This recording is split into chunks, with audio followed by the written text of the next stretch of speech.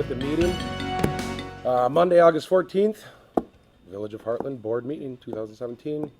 May I have a roll call? Trustee Stevens? Here. Trustee Myers? Here. Trustee Compton? Here. Trustee Landwehr? Here. Trustee Swenson? Here. Trustee Walschlager? Here. President Pfannerstill? Here. If you'd all join me in rising. Pledge allegiance. I pledge allegiance to the flag of the United States of America and to the republic for which it stands, one nation, under God, indivisible, with liberty and justice for all. All right. To start here, if there's any public comments for items that are not on the agenda, which there are not any public comments, it seems, for items that are not on. The first item on the agenda, we have a presentation of the donation of the proceeds from Hartland's 125th anniversary events in the amount of $377 to the Hartland Food Pantry, and I believe that there's someone here to accept that presented check. No, either or. We can go around for. You prefer? You want to tell them something? Just like winning a golf tournament. This is from the 5K. So sure, this is the proceeds from the 5K run that the village did that morning and the pie baking contest that was run. And what the proceeds from the pie baking came from the sale of the winning pies and the entered pies. So that's the proceeds there, and the commitment was that we would donate those to the Hartland Food Pantry. It was a lost start. Don't cash that one. Get that to the bank. Saturday. Thank all of you. I just want to know and tell you how proud you should be serving on the Village of Hartland. I've been doing this for 30-some years, and it's a very loving, giving community. Thank you. Thank you very much for all you do. All right, the next item on the agenda is consideration of a motion to approve the village board minutes from the July 24th, 2017 meeting. Also moved. Second. It's been moved and seconded. Discussion? All in favor? Aye. All opposed? That motion is carried. Next item on the agenda is a consideration of a motion to approve the vouchers for payment in the amount of $412,278.37. I move we pay the bills for $412,278.37. Second. It's been moved and seconded. Question? Discussion? Yes. I got a couple things. I got to find them first here. Okay, fire department. I noticed we pay EMS jacket. Correct. Do they have a clothing allowance? No. So we're doing that just out of our budget? Correct. Or out of your budget? So you're budgeting for clothing in? Yes, they get a bloodborne pathogen EMS jacket that every EMT that they wear to protect themselves. And then they transfer. When they leave, people leave, we get those back. Yeah, because those are expensive. Yes. jackets.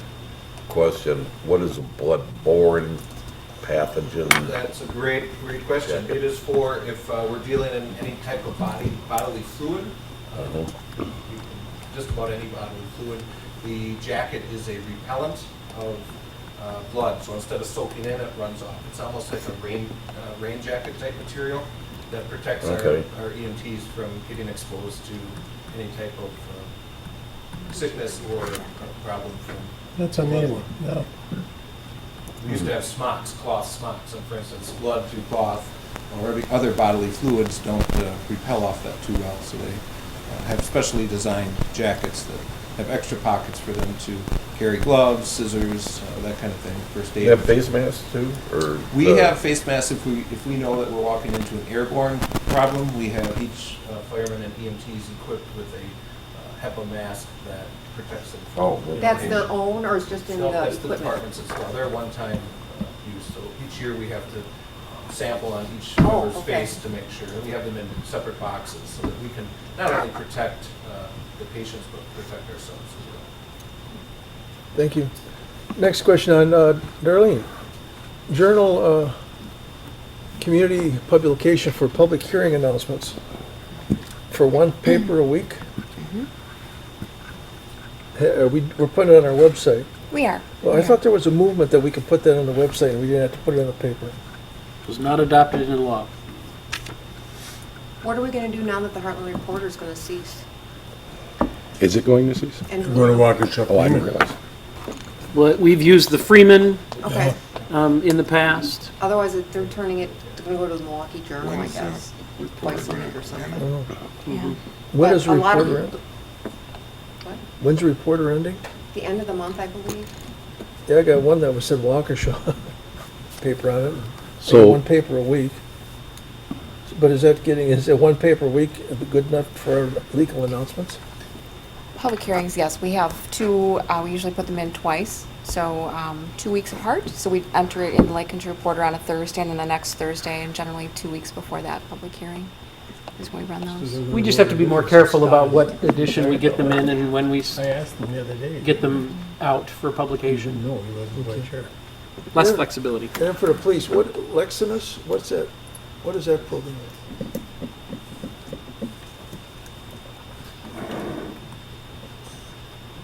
LexisNexis is a service that we use to do background checking. We have our normal checking through the state, but this gives connections that people have. Beyond criminal and driver's license, we can find out associate names, we can find out bankruptcies, if they have a hunting license, all kinds of things that may be a connection to another person so that we can find a suspect. So it's basically a background service. Okay, so we don't use it every month then, or? No. So this is mostly for detectives? Usually Detective Hoffa or Officer Jewell does a lot of our background, or a lot of our investigations too. They'll use that service. But it's very random, it's just as needed, and we pay when we use the service. Okay, thank you. I'm sorry, that's all the questions. You don't have to be sorry. Thank you for asking. Oh, man. Any other discussion? All in favor? Aye. Aye. All opposed? Abstain. The motion is carried. I just had some questions. Nobody else had any. Nothing wrong with I that. checked, There's I nothing. checked mine That's out what on the Monday meeting's morning. for. I don't wait until the night. That's what the meeting's for. Meetings, eh? Next item on the agenda is a consideration of a motion and actions related to licensing and permits. First being bartenders, operators licenses expiring June 30th, 2018. I will do the best I can with the names as follows. Seamus Whelan, Josh Sherfinski, Aubrey Repke, Marie Holz, Camelia Mohn, Michelle DeValk, and Michael Orth. Good job. I so move. Second. Been moved and seconded. All in favor? Aye. Aye. All opposed? Those are granted. Next is a street use permit. The applicant is Jacalyn Stetina. The event is a neighborhood picnic at 1171 Forseth Drive, August 27th, 2017, from 1 p.m. to 8 p.m. That's a long time. It's going to be a good Probably Good Saturday party. night down. picnic. How are you? Any discussion? Also move. Second. Been moved and seconded. All in favor? Aye. Aye. All opposed? That is granted. Next item on the agenda is the consideration of consideration of a request from the proposed purchaser of the former Slugger's site for a waiver of the requirement to extend water and sewer service to the property. And he is here.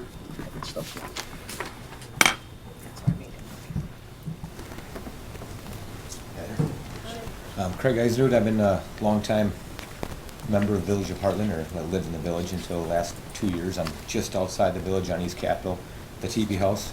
You guys seen me quite a bit, I think, in the last year or so. I'm currently under contract to buy Sluggers. I believe the former president that was up here encouraged me to buy it, so I am. But my problem is that I need to have some kind of well and septic or sewer and water. And the sewer and water that apparently is required by the village is makes the property economically not feasible. Certainly cannot do anything with that property for the cost that would run an individual, or even to split it up a couple times. It's still just way too expensive. I would like to purchase the property, split it into 2 lots, and try to get some kind of variance or grandfather clause, something to keep it as a well and septic like it was. I have, all the perk testing was already done by Keith from Waukesha State Bank.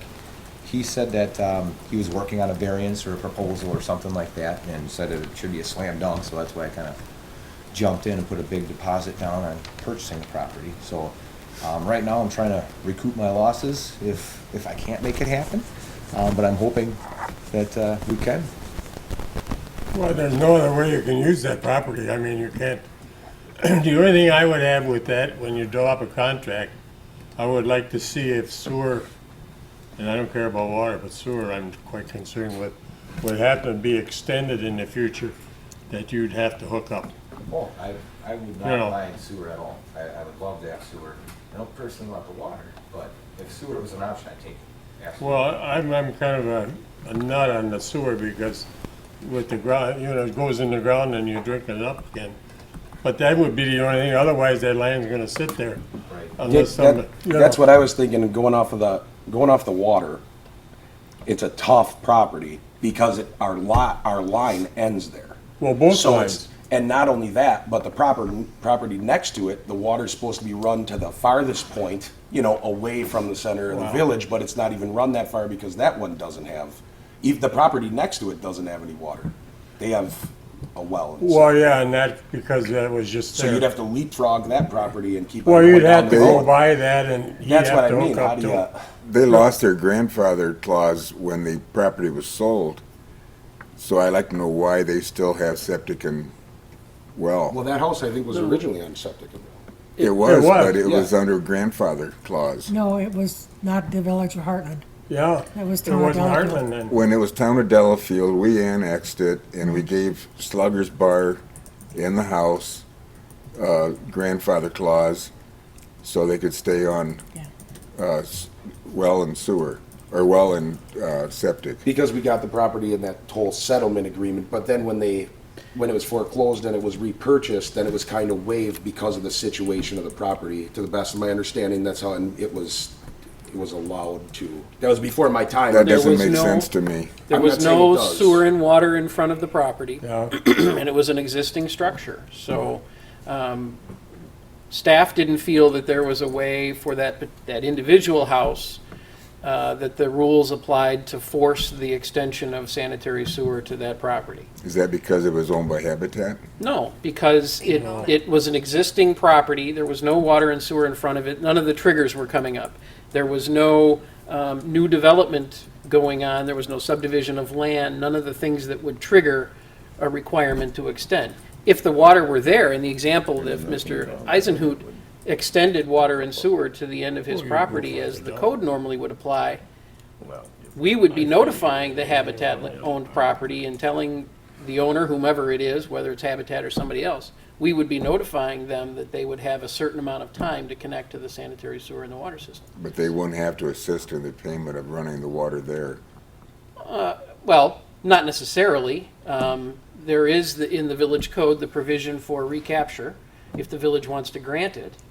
There are the provisions for either upsizing, or if you pass other properties, the village board can authorize a recapture agreement. We've done that in the past, where So they Another would have owner to would get assist assessed. this gentleman in the cost of running the water over and The sewer. cost the right board now- decided, yes. The cost right now is prohibitive Yeah, you as can. far as hooking up to the village. I mean, it puts the property just back to nothing.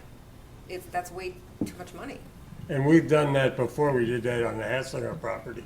We ran the sewer, and as soon as they hooked up, then you had to pay for the sewer to go by. And the biggest thing with tonight, I think, is to address the direction, you know, as it was written, even in our memos, to address the direction the board wants staff to go with it, because there will have to be some changes made. However, the biggest thing about this, and I know that in the memo, you know, there was two different ways, I believe, one of them, and correct me if I'm wrong, Dave, but one of them is a waiver type.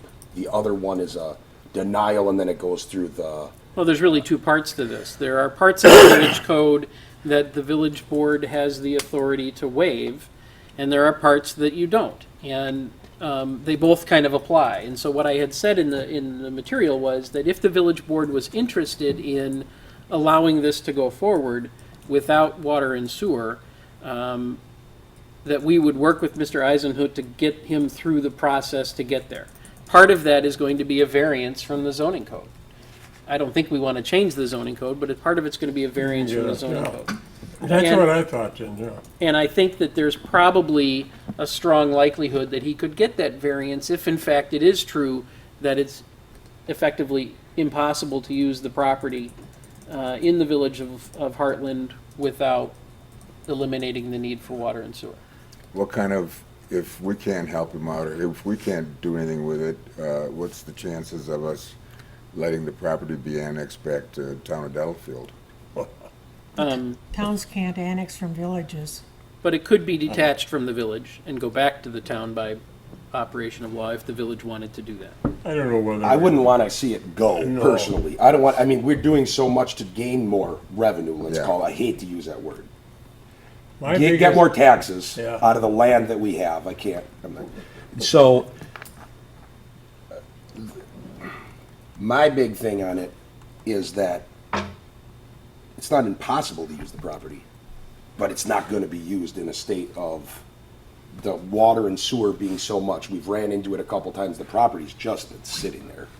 I mean, it's collected more TVs, I feel like, than it's collected revenue, but it's collecting some.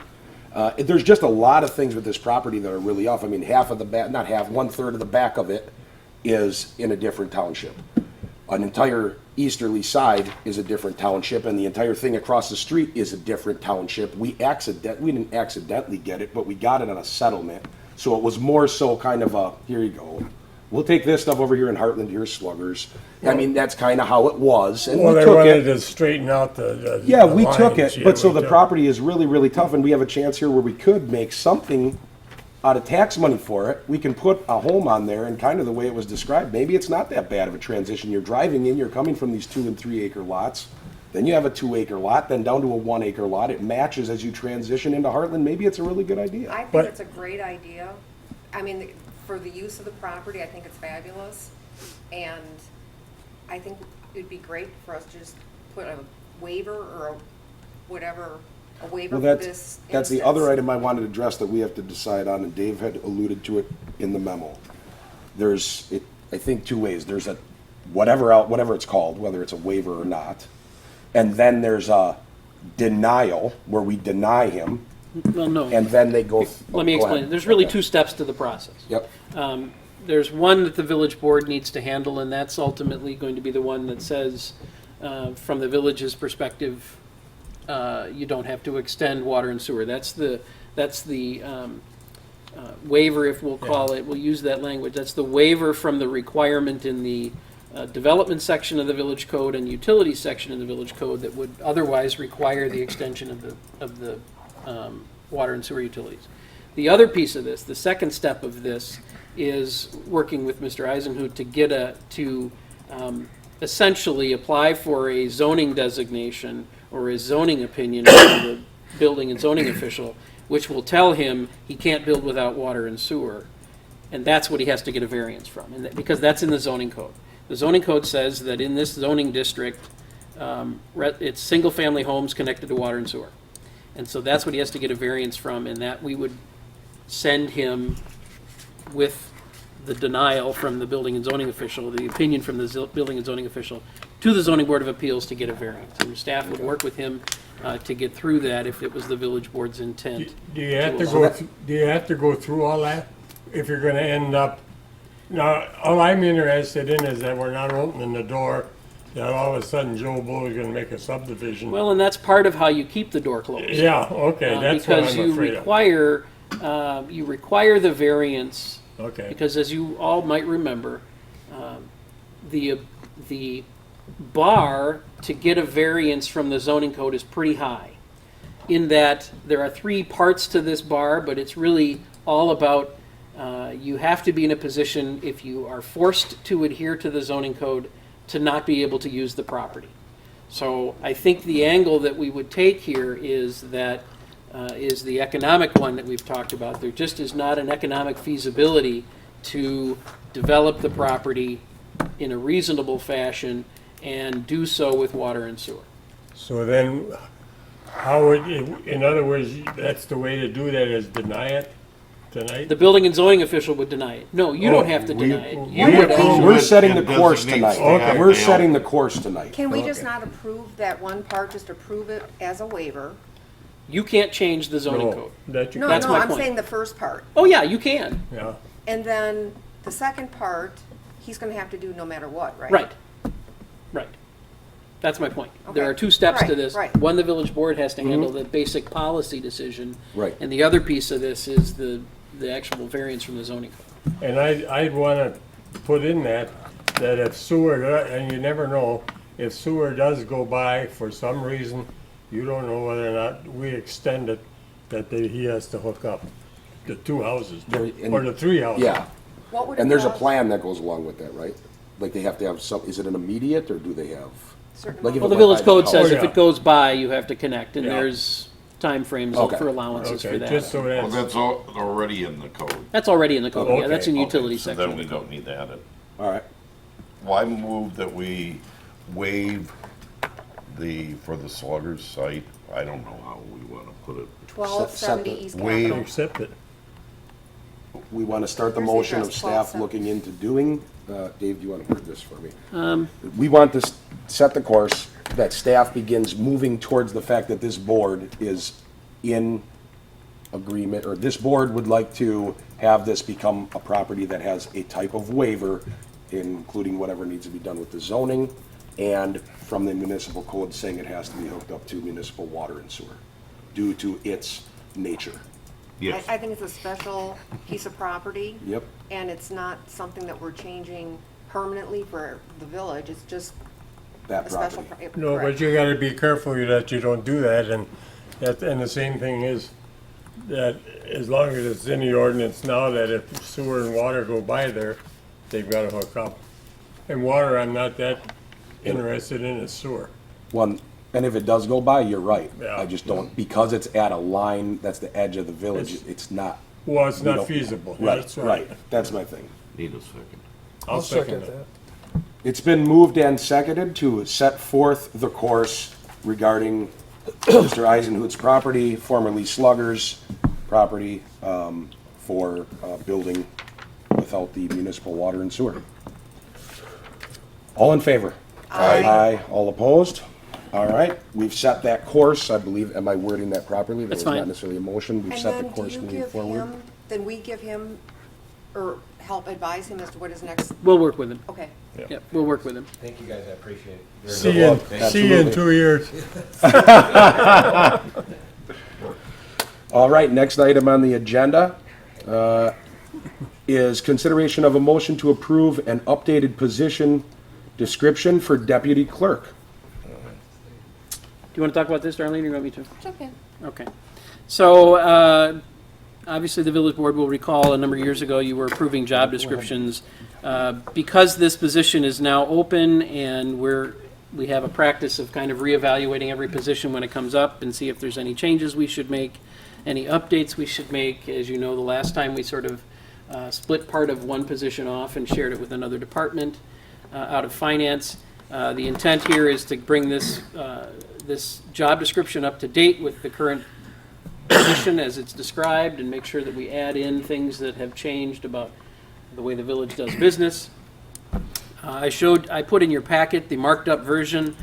You'll see that we made the requirement a little bit higher than a high school diploma. We asked that someone have at least an associate's degree in a background that would help them in the office. And of course, we ask for, if we can get it, municipal experience, because that's the ideal. So, You gotta read and write, huh? gotta read and write, yep. Gotta go through college. And to properly identify all the tasks that they would do. So then you're gonna break up the two then, as long as you started, she'll have a different department and the new person will have one, or is it? No. They'll still the same? both be in the same Yeah. department. Okay, Yep. None of the supervisory activities have changed. change, okay. Yep. Dave's still the boss. Well, I'm sitting with the bosses right now. So we would ask that you approve that job description as drafted. I'll make a motion to. Oh, go ahead. Second, Been moved and seconded, any discussion? All in favor? Aye. All opposed? That motion is carried. Thank you. consideration of a motion to approve an EMS staffing agreement between the town of Lisbon and the village of Hartland. Okay, so this is I'm Dave Dean, the fire chief. This is a formal agreement following up on something that's been happening for probably a year and a half, maybe 2 years, could be longer than that, where we've been working with neighboring departments and sharing our personnel. And this, when we met with the state of Wisconsin to look at our operational plan, they suggested we have it in writing, in a form. So we took their advice and put up a formal agreement with us so that the neighboring departments have a little bit more of a heads up when we are short-staffed at our station. Instead of just calling them and they're getting alerted as we need them, they like a little bit of a heads up, say, hey, we're short-staffed today from the noon to 4:30 shift, or we're short-staffed tonight from 6 p.m. to 6 a.m. How's your staffing?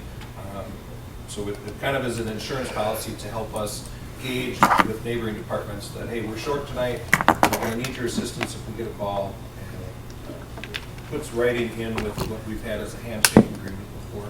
And it affects us. We've used outside agencies, either the town of Delafield, Lake Country, Merton, or Lisbon, about 39 times this year in 2017 that have come and helped us when we've been short-staffed. Well, that makes sense. So it kind of just gives them a heads up. Yeah. In that's what it is. It's saying, well, no, but I mean, kind of like you're saying, it's giving a heads up, but it's also laying out in a more formal way than just, not that everybody's, I'm sure, always rushing to help when they can, but it's like, hey, just so you know. Correct. There's a higher likelihood that we may need you during this time. Normally, on a daily basis, the chiefs are communicating in the mornings to see how each other's staffing is. Oh, okay. So that we kind of know, and they know, hey, if we get toned out, they start drifting our way. If they get toned out and we have extra help, we start drifting our way. Right. And you're going to see more of this to come. We're working on another agreement, Bark River agreement to share services and trucks and different things that we can help the neighboring communities to be better value and less costly to each individual community, so that we're not all maintaining. Whatever we're doing it right, because they're always there. When there's emergencies, they're always there, so. We're very fortunate right now. We have some dedicated individuals. Yeah. How handle the billing?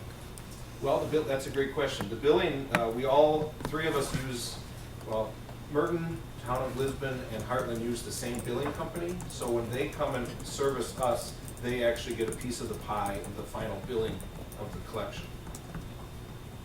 So when we use them, or if we use Lisbon or Merton, they automatically, the billing company recognizes that on the form, on the EMS form, and they'll get a percentage of the money that we would collect. Is it collected or billed?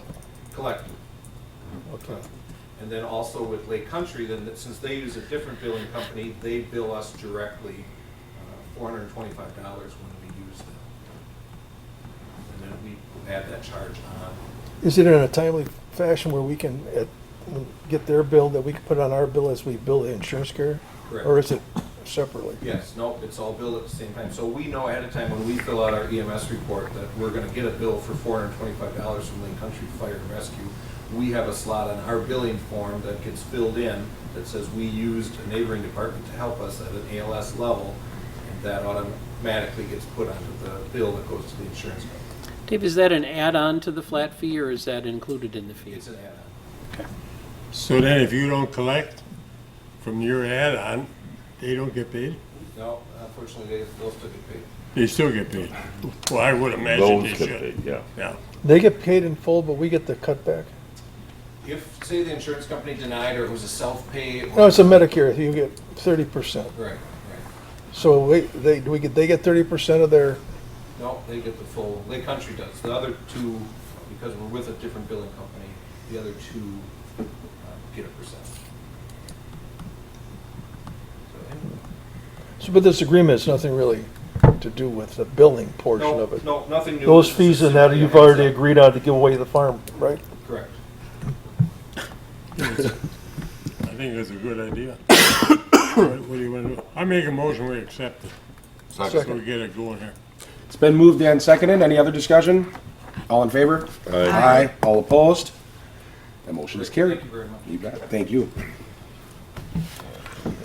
Next is announcements. I don't have anything that's I have one. There's been some odd things that have happened with people involving Hartland. There was as I read it, there was something that happened on a lake earlier yesterday, I believe, where someone got struck. And we had something that happened a couple weeks ago where someone that was a lot younger than normally when people pass away that went. So I guess I just want to say, there's a lot of people I ran into that are hurting from different deaths and things like that, but be a good neighbor, be a good friend, utilize the police, utilize fire. There's a lot in life that can be prevented, and it keeps good people from going. Be safe, be kind to each other, and that's my announcement that I had. I'd like to make a motion that we adjourn. Oh, I think I got some more announcements. One more quick announcement, just to set the village at ease. We're doing an in-service training this evening that started at 6:30 with Flight for Life, and they will be landing at 7:45. So if you, everybody out there and people are in here, you're more than welcome to come and look at the helicopter. It'll be landing behind the fire station. But a lot of times you might get some phone calls or questions. So the helicopter will be landing if they're available at 7:45. If you see them hovering around town, that's the situation. Awesome. Thank you. Any other announcements? No? I'd like to make a motion that we adjourn. Second. It's been moved and seconded that we adjourn. All in favor? Aye. We are adjourned.